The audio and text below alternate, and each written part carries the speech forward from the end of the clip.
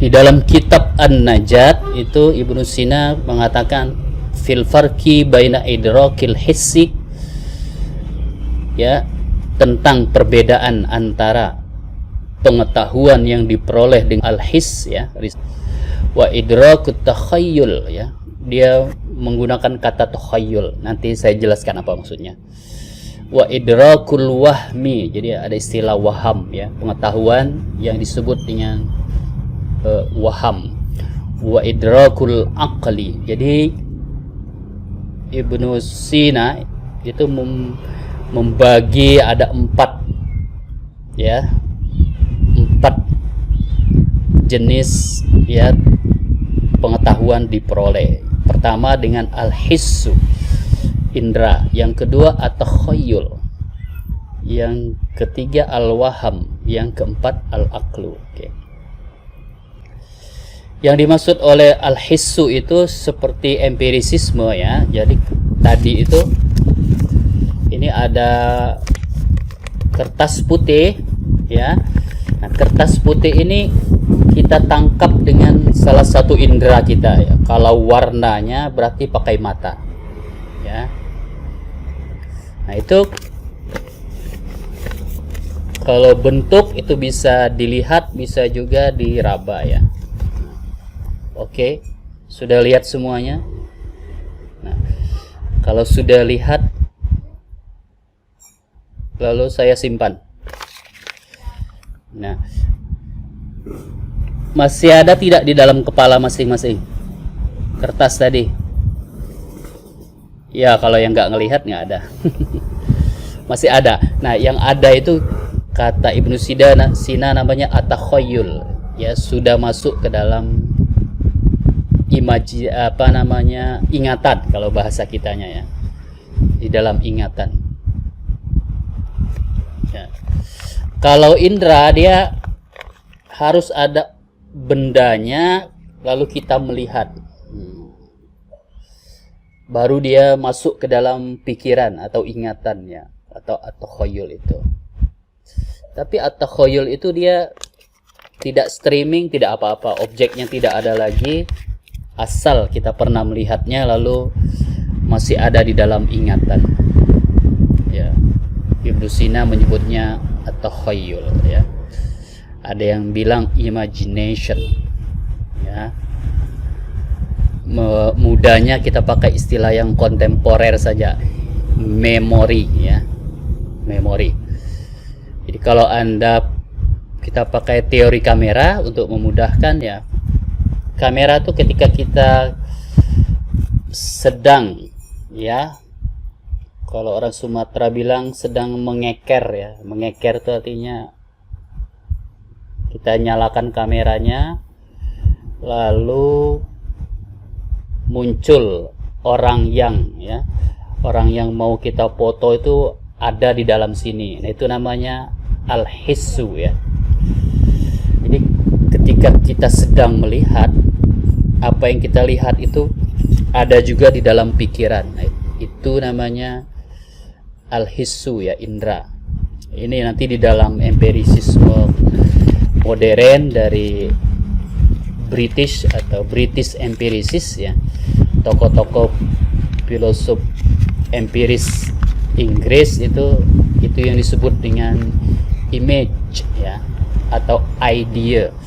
Apa yang kita lihat itu image-nya, gambarnya ada di dalam kepala. Oke.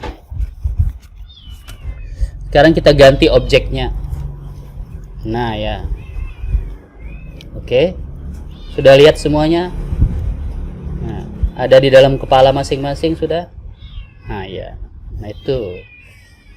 Jadi empirisisme itu mengharuskan objeknya itu harus hadir, ya, baru dia bisa masuk ke dalam kepala kita, dalam pikiran kita. Kalau objeknya tidak hadir, itu empirisisme tidak bisa. Kalau yang dilihat hitam, yang di dalam kepala juga hitam, nah itu empirisisme. Yang di dalam kepala seperti yang dilihat. Kalau dalam teori kamera, yang di dalam memori card itu seperti yang digambar, ya. Jadi jangan ada ya mau selfie lalu ingin isinya itu, kalau cewek saya mau isinya kayak bintang Korea, ya enggak, isinya itu akan sama seperti yang ditangkap oleh kamera ya, nggak bisa diubah isinya ya. Oke. Itu empirisisme. Jadi bendanya itu hadir ya, ditangkap oleh indera, lalu yang masuk di dalam kepala. Jadi peran akal itu di dalam empirisisme itu dia pasif. Jadi dia menerima saja apa yang ditangkap oleh indera. Oke. Kalau indera menangkapnya masam, ya masam. Kalau indera menangkapnya warna hitam, yang masuk dalam kepala kita juga warna hitam. Ya. Itu empirisisme. Jadi dia mengklaim apa yang diketahui, apa yang di dalam kepala kita itu biasa juga disebut ide atau idea. Apa yang ada dalam pikiran kita itu seperti apa yang kita lihat. Itu klaim empirisisme. Yang dilihat merah, yang di dalam kepala juga merah. Nah, itu. Lalu kita masuk yang nomor 2. Oke. Kacamatanya kita simpan. Lalu tinggal di dalam ingatan namanya itu ya. Nah, ingatan itu walaupun bendanya tidak ada lagi, ya, dia masih ada di dalam ingatan. Ya. Maksudnya ingatan itu tidak mengharuskan bendanya hadir pada saat itu juga. Bendanya itu bisa pernah kita lihat di masa yang lalu, beberapa menit yang lalu, atau beberapa tahun yang lalu ya. Itu yang disebut oleh Ibnu Sina at-takhayyul ya, yang hadir di dalam pikiran kita, dalam ingatan kita, karena dulu kita pernah mengindranya. Ada syaratnya ya, pernah mengindranya. Jadi walaupun bendanya tidak ada lagi, tapi di dalam ingatan masih ada. Banyak yang seperti itu ya. Di dalam ingatan kita ini ada benda-benda yang sudah tidak ada lagi. Dulu mungkin sekolah kita ada orang yang sekolah lalu banjir, kena gempa, sekolahnya tidak ada lagi. Tapi gambaran tentang sekolah itu masih kuat di dalam ingatan kita. Makanya dari dulu sastrawan itu sering bilang ya, kalau kita sakit hati dengan orang ya, kita bilang ya, I forgive you, aku maafkan, but I don't forget you ya, tapi tak bisa kulupakan. Nah, gitu. Karena ada dalam ingatan ya, bagaimana mau melupakannya. Nah, gitu. Oleh karena itu ya, mampus dari hadapanku, maksudnya jangan lagi buka Facebooknya ya, karena itu nanti membangkitkan ingatan ya. Instagramnya jangan lagi di stalking, dilihat-lihat ya, delete semuanya, delete akunnya, delete ya, seperti itu, untuk mengaburkan ingatan itu. Kenapa? Kalau yang pernah dilihat itu hadir lagi, lalu dia ingatannya semakin tajam lagi. Nah, seperti itu. Ya.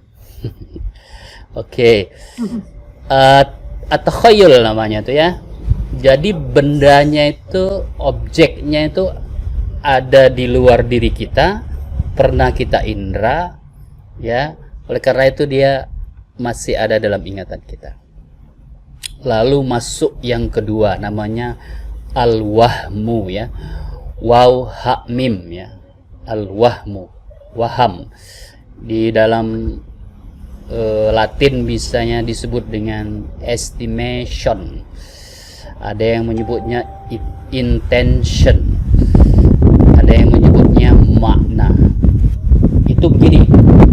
Kalau al-hissu itu ya,